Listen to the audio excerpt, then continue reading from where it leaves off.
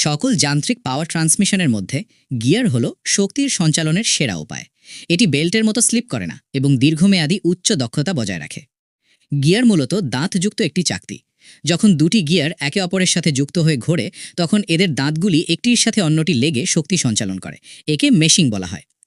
Gear কিভাবে গতি এবং টর্ক পরিবর্তন করে, এটি বুঝতে আমাদের গিয়ার রেশিও সম্পর্কে জানতে হবে। গিয়ারের গিয়ার রেশিও মূলত দাঁতের সংখ্যার উপর নির্ভর করে। ধরুন, একটি বড় গিয়ারে 60টি এবং একটি ছোট গিয়ারে 40টি দাঁত আছে। বড় গিয়ারটি একবার ঘুরলে ছোটটি 1.5 বার ঘুরবে। অর্থাৎ গতি বাড়ছে কিন্তু শক্তি কমছে। এই সিস্টেমে যে গিয়ারটি শক্তি সরবরাহ করে তাকে ড্রাইভার গিয়ার বলে এবং যেটি ঘোরে তাকে ড্রিভেন গিয়ার বলে। সবচেয়ে সাধারণ গিয়ার হলো স্পার গিয়ার। এর দাঁতগুলো সোজা হয় এবং এটি সস্তা। তবে এর একটি বড় সমস্যা হলো এটি উচ্চ গতিতে অনেক শব্দ করে। এই শব্দ কমানোর জন্য ব্যবহৃত হয় হেলিক্যাল গিয়ার। এর দাঁতগুলো কোনাকুনিভাবে কাটা থাকে, যার ফলে এটি অত্যন্ত মসৃণভাবে শক্তি সঞ্চালন করে এবং শব্দ অনেক কম হয়।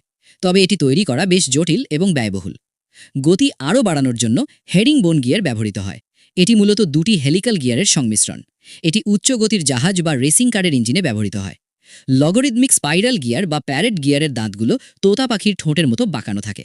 এটি বিশেষ ধরনের ট্রান্সমিশনে ব্যবহৃত হয়। গতির দিক পরিবর্তনের জন্য বেভেল গিয়ার ব্যবহৃত হয়। এটি শঙ্কু আকৃতির এবং সাধারণত 90 ডিগ্রি কোণে শক্তি সঞ্চালনের কাজে লাগে। এটি গাড়ির ডিফারেন্সিয়াল বা প্রিন্টিং মেশিনে দেখা যায়। ওয়ার্ম গিয়ার একটি স্ক্রুয়ের মতো অংশ এবং একটি গিয়ার নিয়ে গঠিত। এর প্রধান বৈশিষ্ট্য হলো এটি অনেক বেশি টর্ক উৎপন্ন করতে পারে এবং এটি কেবল একদিকেই ঘুরতে পারে। এটি লিফট বা কনভেয়ার বেল্টে ব্যবহৃত হয়।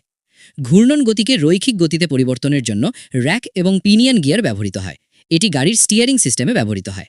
ইন্টারনাল গিয়ারের দাঁতগুলো ভেতরের দিকে থাকে। এই গিয়ারগুলো খুব কম জায়গায় বেশি শক্তি সঞ্চালনের জন্য কার্যকর। প্ল্যানেটারি গিয়ার সিস্টেমে মাঝখানে একটি সান গিয়ার এবং চারপাশে কয়েকটি ছোট গিয়ার থাকে। এটি বর্তমানের অটোমেটিক গিয়ার বক্সে সবচেয়ে বেশি ব্যবহৃত হয়। সবশেষে আছে ম্যাগনেটিক গিয়ার, যেখানে দাঁতের বদলে চৌম্বক শক্তি ব্যবহার করা হয়। এটি সাধারণত পানির নিচে বা মহাকাশ গবেষণার মতো সংবেদনশীল জায়গায় ব্যবহৃত হয়। এগুলোই হলো সাধারণ গিয়ারের প্রকারভেদ এবং তাদের কাজের ধরন। এখন বিষয়টি নিশ্চয়ই আপনার কাছে পরিষ্কার।